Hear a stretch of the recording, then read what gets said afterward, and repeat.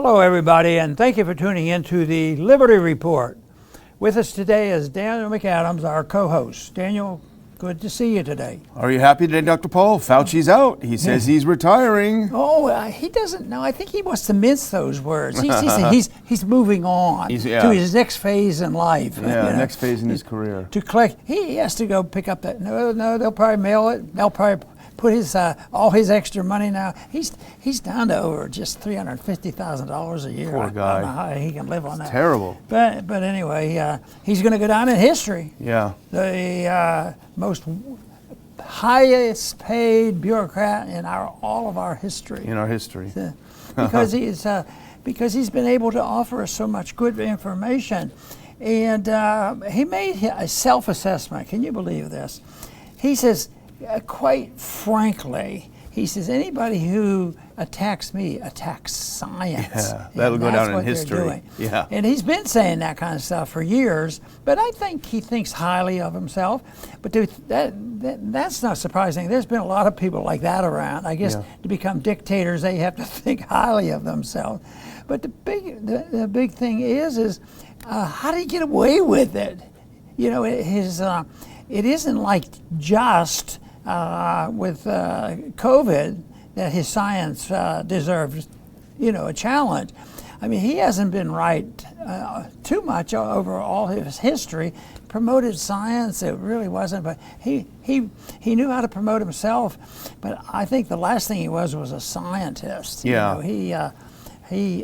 But I still go back to people like that don't exist unless they get support, and people like that are shrewd and they're con artists, but it's still sad that there couldn't have been somebody along the way and just pointing out this guy's a fraud. Yeah. And it wasn't like this was the first time he messed up with vaccines. He's been messing up with vaccines, and all of a sudden everything opens up. What did he do good? Yeah. So that's your question. What did he do good? Yeah, remember back in the 80s and 90s, a lot of AIDS patients died because he was pushing AZT, which was a toxic substance. He pushed remdesivir during COVID, which killed a lot of people, causes terrible problems in kidneys and blood and etc. So he's known as pushing bad drugs that make him rich and then coming out looking like a saint. But you're right, you all along called him authoritarian, and you said you think he has an authoritarian personality. And I think that's why you see things like, if you argue with me, you argue with the science, and this kind of crazy things. Well, he and Birx were responsible for the nationwide lockdowns. Sadly, they hoodwinked Trump into going along with it, and that's probably one of Trump's most depressing moments where he didn't stand up and he could have to them. Lockdowns. He claimed the vaccine was 100% effective. Of course it wasn't. We know that's the case. Mask, 100% effective. Literally everything he said about how to fight COVID was wrong. And literally almost everything he said, don't ever do that, was actually stuff that helps. So his legacy should be someone who goes into the dustbin, but he's going to be protecting that, and he still has a lot of fans, Dr. Paul. Well, it's been years, if not decades, that he's been involved in doing dumb things and very harmful things. But I don't think the final numbers are in. Yeah. Because we don't know exactly how many people died from the vaccine. They'll argue about that, and you can't depend on the statistic. But what about the disease itself? If it truly did come about because the U.S. government, the American taxpayer, funding that, I mean, and the number of deaths. I see these reports, and it's almost like, I don't want to believe that stuff. It can't be that much. They're stretching it. They're just trying to exaggerate. But then again, the people that are saying these things are more honorable than the people who have denied them. Yeah. Yeah, and if any case, let's investigate how many people died as a result of these shots and what have you. Well, here's a New York Times piece. Here's how they spin it. Let's look it up here. Just a little headline. Fauci says he will step down in December to pursue his next chapter. Dr. Anthony S. Fauci, who has advised 7 presidents and spent more than a half a century at the National Institutes of Health, will leave government service by the end of the year. Now, he may think that he's sneaking out after those elections in November. He may see the writing on the wall that the Democrats aren't super popular. But there's one senator that said he's not going to get away with this. Let's put up this next one. This is from Breitbart. shot across the bow. Senator Rand Paul says Fauci's retirement won't stop a full-throated investigation. So clearly, if the Republicans do manage to take the House and Senate, or just the Senate, you can count on some investigations, and you can count on Fauci being called under oath to answer some tough questions, because we've seen how Senator Paul deals with Fauci in the past. And in fact, I think history will credit Senator Paul as being the one individual whose tenacity really helped bring down the halo from above Fauci's head. Now, there's a lot of people joining him, which is fine. Yeah. Better late than never. Yeah. But you know, there was one thing in the article, from the Brownstone article, that I found interesting, because the identification of somebody that influenced him. I was looking for what great scientist influenced him. And it was trifecta of the 3 leading officials behind lockdown in the United States, because that was the big deal. Yeah. Lockdown. And evidently, we've never done it before. No one has. Very few people have done it, and yet it just seemed like people, oh, okay, we'll do it. But Fauci's emails reveal that he had been inspired to adopt lockdowns as a national policy due to conversations he had with New York Times Donald McNeil. Donald McNeil, an early advocate of strict lockdowns in the Times, and McNeil had been impressed, and his influence came from the Chinese communists. and then they say, oh, but people who were questioning this, we were the anti-science people, and this is their science. He calls up a journalist, hey, good idea. That has to be the weirdest, dumbest thing that we allow that stuff to happen. And remember, we could probably do a 3-hour show on this, but it'd be nauseating, so we'd have to have barf bags. But remember when the Barrington Declaration came out in October of 2020, I think it was, basically saying, let's return to sanity and return to actual science. Remember, he and Collins colluded behind the scenes. They sent an email saying, how can we suppress this? How can we get rid of this? So he wasn't pushing for scientific discovery of whether it was right or not. He was pushing to squash these people down. They were all proven right. The Barrington Declaration was proven absolutely 100% correct. They have been proven completely wrong. For things to deteriorate like this, you say, well, we need more supervision, we need more investigation, we need more restraints, and we need to go over this, and you can't even get a bill passed and put in there that you should follow the money and make sure the money goes where it's supposed to go. See, my conclusion is we shouldn't be involved, because the nature of man, and the nature of especially politicians who gravitate there, and the people like Fauci, you should expect it. It's a logical thing that they're going to get into trouble. And the other thing is they make honest mistakes. So when you turn all this power over to them, and then you have the influence of drug companies and all, that's why I say zero tolerance of this stuff. We shouldn't send anything, because you give a little bit, and just think, our government has been involved a little bit here and a little bit there for a long time, but it has exploded, especially since the 1960s, and now we've had another explosion again. This was dramatic, but maybe this has been so bad that if they can get some new people in Washington, maybe they can put a stop to it. But the odds of people giving up on the principle, they're going to say, we need a commission. Yeah. And we need reform. They've already started asking for more money. Yeah, more money and a commission to study it. No, they need a commission of the people who are paying the bills. Of course, the people who have already been injured are out on the street and they live in a tent, and they've lost their clout. And maybe that's not an accident, So the people who are on the inside and are participating, they're different. Some of the people, I don't think it'd be interesting someday for somebody to figure out how many people lost because they spoke out on the truth and they were, lost their job. There are some people now filing suit and winning, but to get fairness back in the system and eliminate the pain and the suffering of it, they can't do it. There was too much of it. So it's the principle of turning these very, very important decisions over to politicians, bureaucrats, and the deep state and the corporatists that run the situation. We have to cancel that. That's what needs canceled, that whole principle. And people have to hopefully stop believing in the experts because they don't seem to know anything. Right. Well, here's a real scientist, and I found this great couple of tweets from our good friend Thomas Massey. And if you'll indulge me, Dr. Paul, I just want to read them because he captures it perfectly. Here's the first one from Massey. Science didn't evolve. Fauci ignored science. He denied the existence of natural immunity. He spoke of droplets to avoid acknowledging the size of the virus was too small to be stopped by the filters of loose-fitting cloth masks. Let's do the next one. This is a real indictment. The vaccine trials were designed not to show that the vaccines didn't prevent infection or spread, but he spoke as if they did. He ignored harm caused by locking down people, delayed cancer screenings, untreated diabetes, unfilled prescriptions, mental health, suicides, etc. Next one. He ignored and still ignores the side effects of the novel mRNA vaccines. The policies he advanced never properly acknowledged that the elderly had exponentially more risk than children. He cared not about the stunted social and educational development of children. The last one. He downplayed early treatments and promoted late-stage expensive pharmaceuticals while ignoring their side effects. And this is it, Dr. Paul. Fauci isn't science. He's a snake oil salesman trying to quietly ride his wagon out of town before the people hold him accountable for his fraud. But Wow.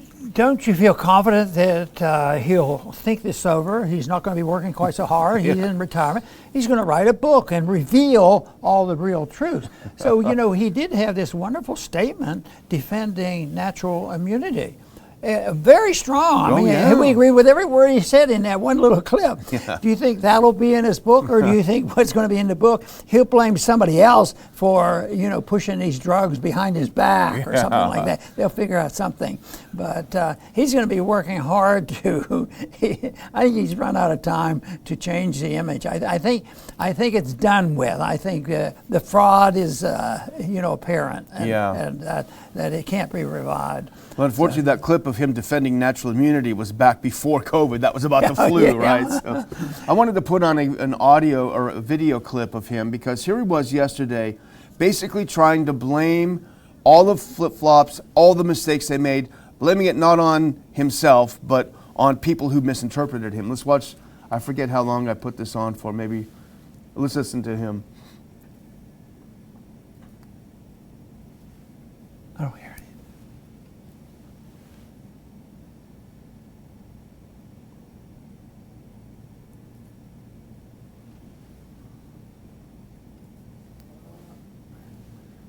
Looks like we're having trouble with the audio. We'll signal when we get that up and running of the Fauci. But meanwhile, here's another example of Fauci's incompetence.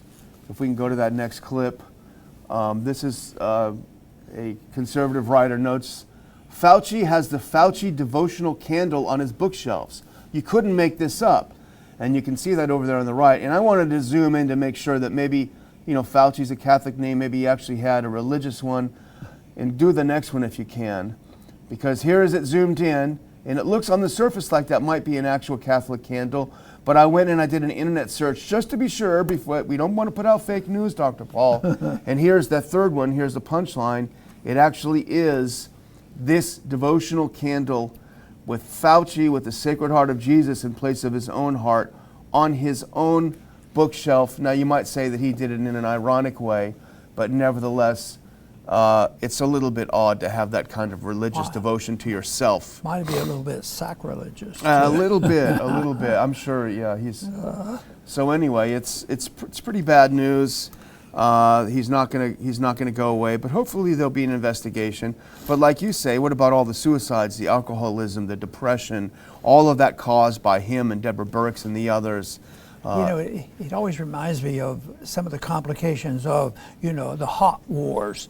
We come to people who maybe get shot and killed in a war that's undeclared and immoral, and we shouldn't have been there.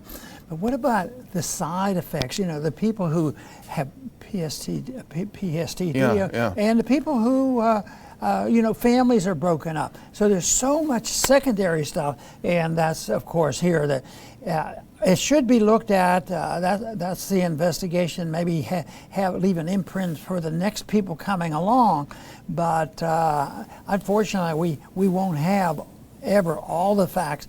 But the one thing is, it's the hypocrisy that the people will respond to.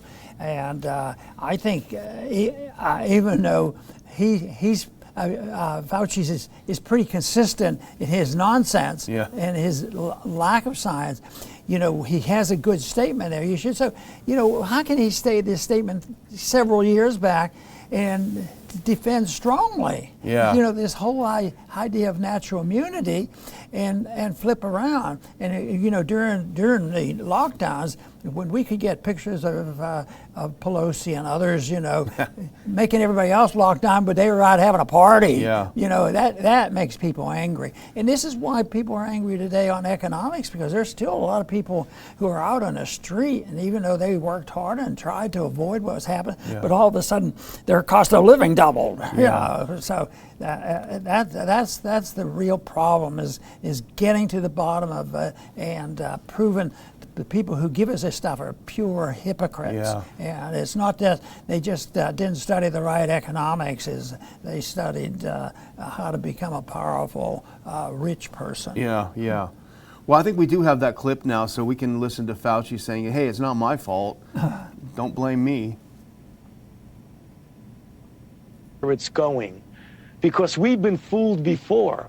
We didn't fully appreciate the magnitude of HIV back in the early 80s when I first got involved, when the first cases were recognized.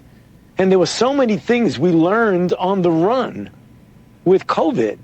I mean, the things that we thought we knew in the beginning turned out, as the months went by, to not be the case, which really forced us to adapt and to change some of our policies and recommendations.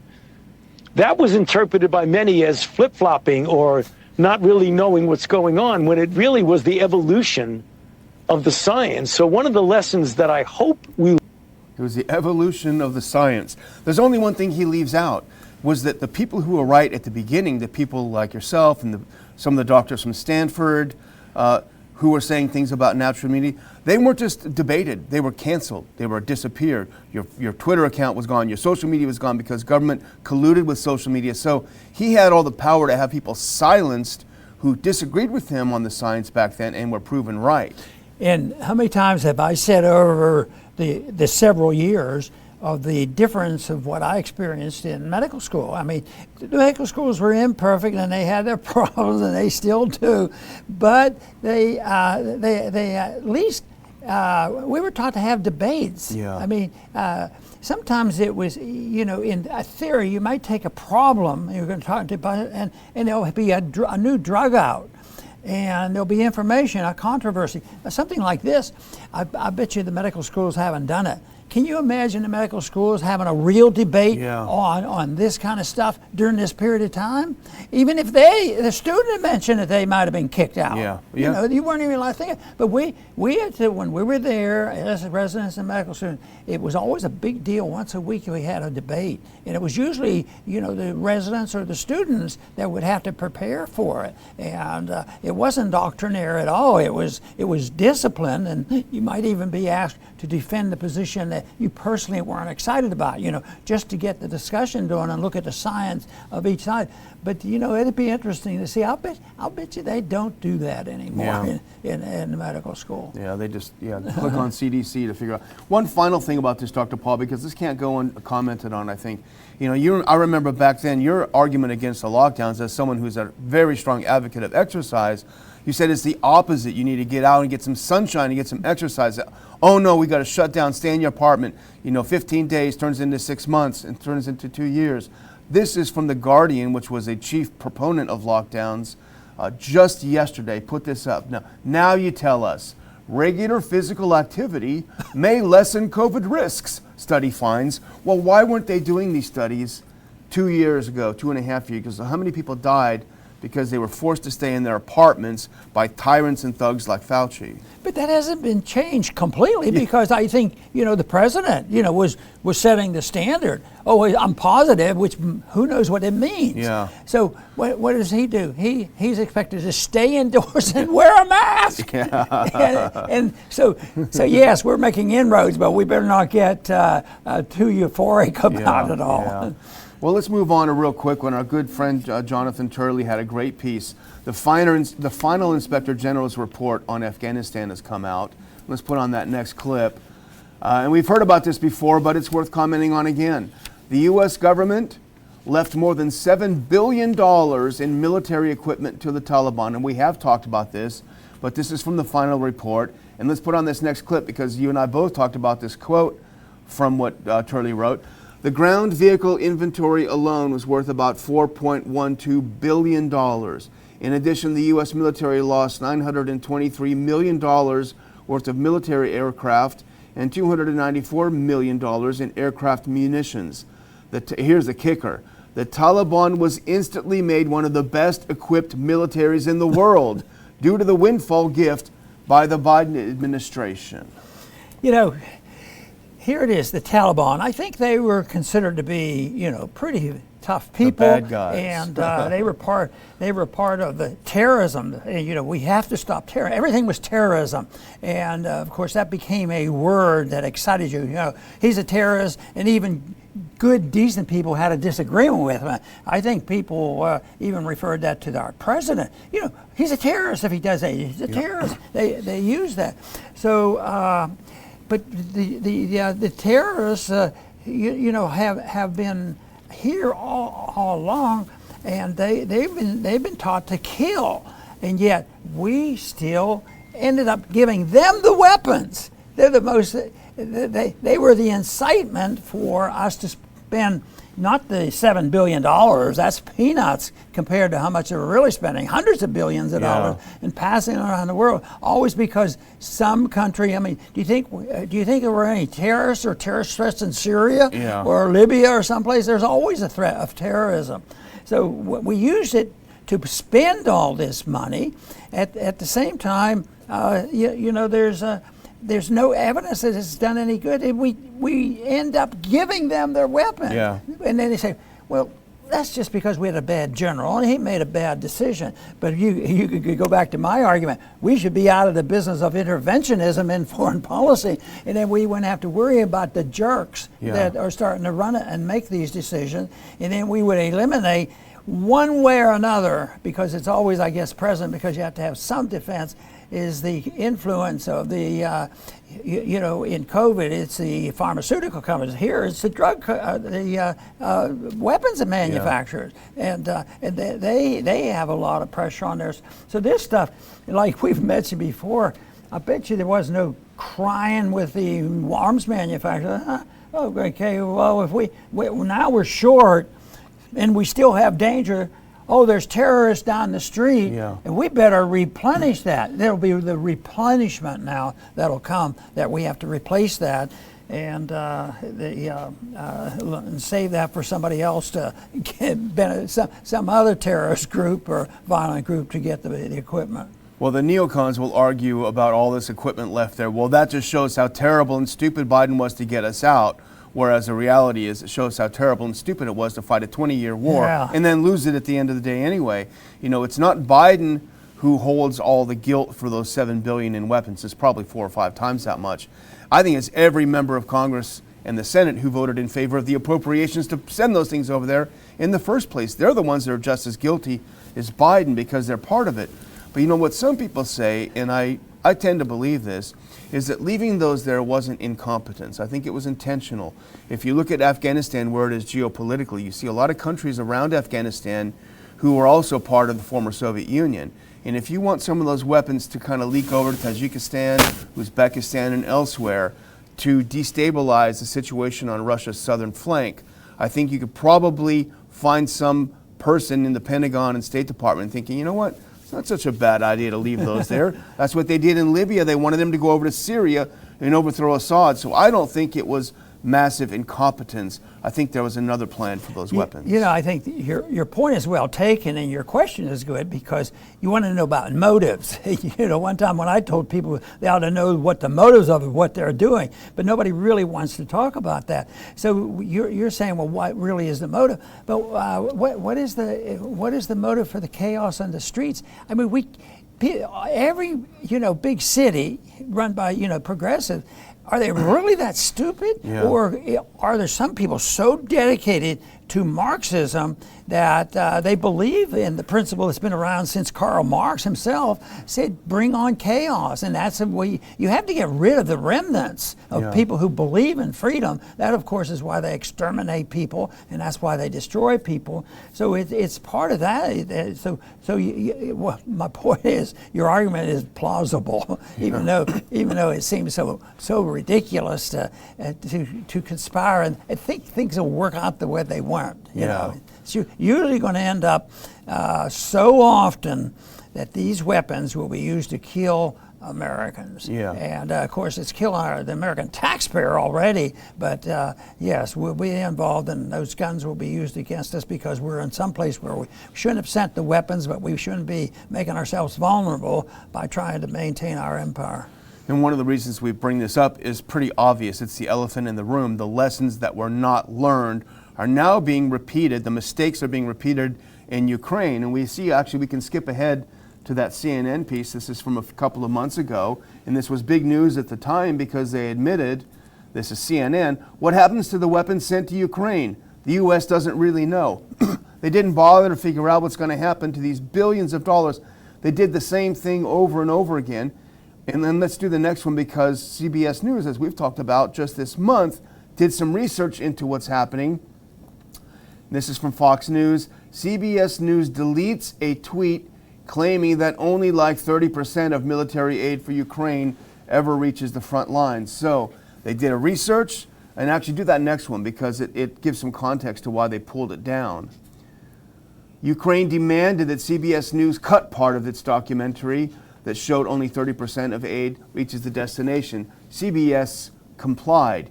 Ukraine censors free speech in Ukraine, but does Ukraine have the right to censor in the U.S.? That's Stephen Hanke, who makes a very good point. So the point is, the lessons were not learned.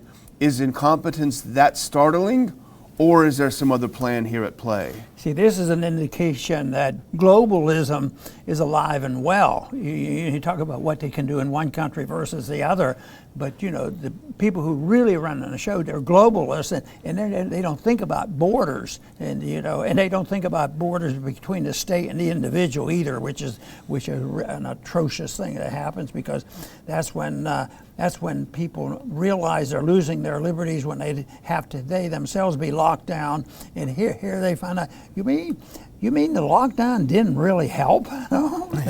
Yeah, surprise. Yeah. You mean exercise is good for you? Who'd have thunk it? my kids would know it, because it was medicine, but it was just sort of a gut reaction. And I've always been convinced that there's a physical benefit, there's a mental benefit to it too, and there's a physiologic benefit to it. So it's a strong thing that I believe in. Well, let's put on that last clip. I'm going to close out Dr. Paul today by reminding our viewers again, listen, you're going to want to come and see Ron Paul live, speaking live to you in Washington, D.C. in just under 2 weeks. You need to get your tickets, Anatomy of a Police State. Dr. Paul will be there giving the closing speech. It's always a rousing time listening to what he has to say. He's been doing it for a while. The father of the modern libertarian movement. He's not going to like me saying this, the father of the revolution. You want to get your tickets and come join us. Let's pack the place up and have a great time. I will include a link in the description of today's show where you can click on and get those tickets. And we look forward to seeing you. Dr. Paul? Very good. And I, too, will look forward to our conferences and meeting so many of you that tune in every day to the Liberty Report. And I can constantly make sometimes the same point over and over again, but I make it over and over again for myself as well as for others. But the one thing is, I talk a lot about non-intervention, especially in foreign policy and economic policy, and the principles are the same whether you're dealing with an economic issue or a foreign policy issue. Usually the theory behind it all is the same thing: individual liberty, non-interventionism, use of voluntarism, setting standards for other people to follow, and reduce the power and scope of government. And under those conditions, and if even though there were imperfections in our Constitution, the way it exists now, most of it is being ignored, unfortunately. But if we just did that much, but the temptation is, if you get a little bit, you get too much of it, and that's where we make a lot of mistakes by the good people and the bad people. The bad people see a door opening, and we will expand it, and we will expand it, and the other ones say, this is just a little bit of an income tax. Don't worry about it. We're not going to tax everybody. We're going to just tax the rich. I think we just heard that statement just within the last couple weeks. Oh, we're going to go after the rich. And then when they read the bill, it's the people, it's the middle class that's going to pay most of the new taxes. So it's a good idea when we're trying to figure this out. Be skeptical of what the government tells us. Fortunately, we're gaining on that one, because more and more people are becoming more skeptical, and they believe the government rarely tells us the truth, and you have to search for the people that you can trust. I want to thank everybody for tuning in today to the Liberty Report. Please come back soon.